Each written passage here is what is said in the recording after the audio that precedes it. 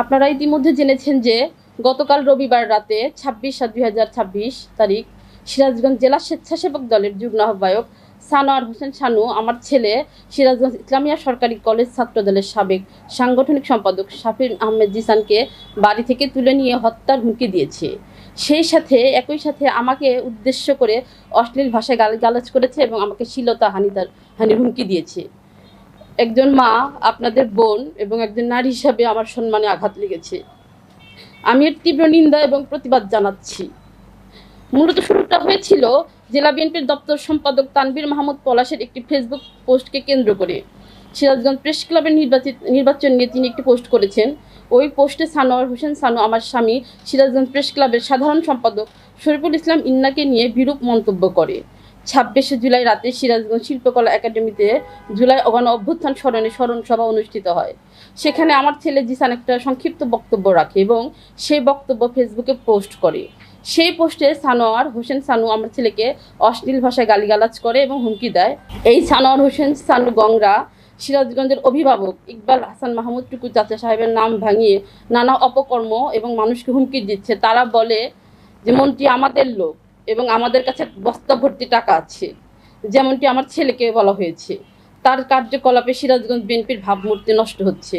মাননীয় প্রধানমন্ত্রী তারেক রহমানের নেতৃত্বেই বাংলাদেশের সন্ত্রাসীদের কোনো ঠাঁই হবে না।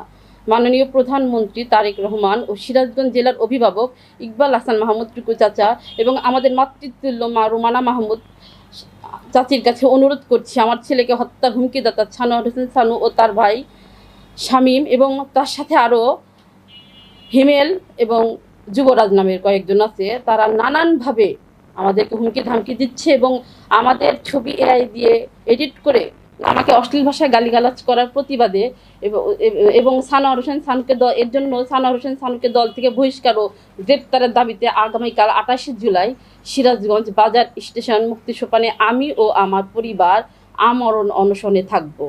এই আমরণ অনশন সকল সাংবাদিকদের উপস্থিত থেকে সার্বিক সহযোগিতা করার জন্য অনুরোধ করছি। সেই সাথে প্রশাসনের লোকজনকে আমাদেরকে সার্বিক সহযোগিতা করার জন্য অনুরোধ করছি। প্রিয় সাংবাদিক ভাই ও বোনেরা, এর আগে সানোয়ার হোসেন শানু আমার পরিবারকে হুমকি দিয়েছিল।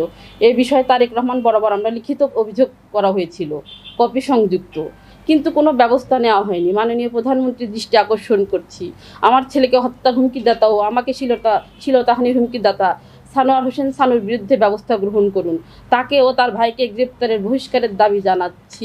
আপনারা সবাই জানেন বিগত জুলাই আন্দোলনে আমাদের পরিবার কিভাবে আমরা মাঠে ছিলাম, বাচ্চাদের সাথে ছিলাম। আমাদের পরিবারে 3 জন সন্তানকে ক্রস ফায়ারের তালিকায় নেওয়া হয়েছিল। আমরা এই পুরো পরিবার আপনাদের এই মাঠে ছিলাম জুলাই যোদ্ধার সময়, জুলাই আন্দোলনের সময়। তখন যদি শেখ হাসিনা না যেত, স্বৈরাচার সরকার না যেত, আমাদের পরিবারের কী অবস্থা হতো আপনারা সবাই জানেন। আমরা প্রত্যেকটা মানুষ এই মাঠে ছিলাম, অথচ আমাদের এই পরিবারকে নিয়ে কত মিথ্যা কথা, বানোয়াট কথা ছড়ানো হচ্ছে। আপনাদের কাছে অনুরোধ, আমি আপনাদের বোন, একজন মা হিসাবে, একজন নারী হিসাবে আপনাদের কাছে অনুরোধ, আপনারা আমাদের পাশে থাকবেন। কালকে আমরা পরিবারের সবাই মিলে অনুসরণে থাকবেন ইনশাল্লাহ, যতক্ষণ পর্যন্ত এই সানোয়ার হোসেন শানু ও তার ভাইয়ের বহিষ্কার এবং তারা যে পর্যন্ত গ্রেপ্তার না হবে আমরা ইনশাল্লাহ কালকে থাকবো এবং আপনারা আমাদের পাশে থাকবেন এই আশাই করছি। আজকে অনেক কষ্টে, অনেক দুঃখে একজন মা আজ এই রাস্তায় বের হয়েছে। কেন? তার সন্তানদের উদ্ধার করার জন্য। কোনো মার সামনে কোনো সন্তানকে হত্যা করবে এবং তার পরিবারকে হত্যা করবে, তার পরিবারকে বিভিন্ন ভাষায় গালিগালাজ করবে, এটা কোনো মা সহ্য করতে পারে না বাবা। আমি একজন মা, আমি সহ্য করতে পারি নাই, তাই আজকে তোমাদের সামনে আমি উপস্থিত হয়েছি। আজকে আমি একজন মহিলা কাউন্সিলর, আমি একজন বয়স্ক মা, আমাকে পর্যন্ত তারা ছাড় দেয়নি। আমাকে পর্যন্ত আমাকে যে ভাষা বলছে আমি সেটা তোমাদের কাছে প্রকাশ করতে পারবো না বাবা, কারণ তোমরা আমার সন্তান।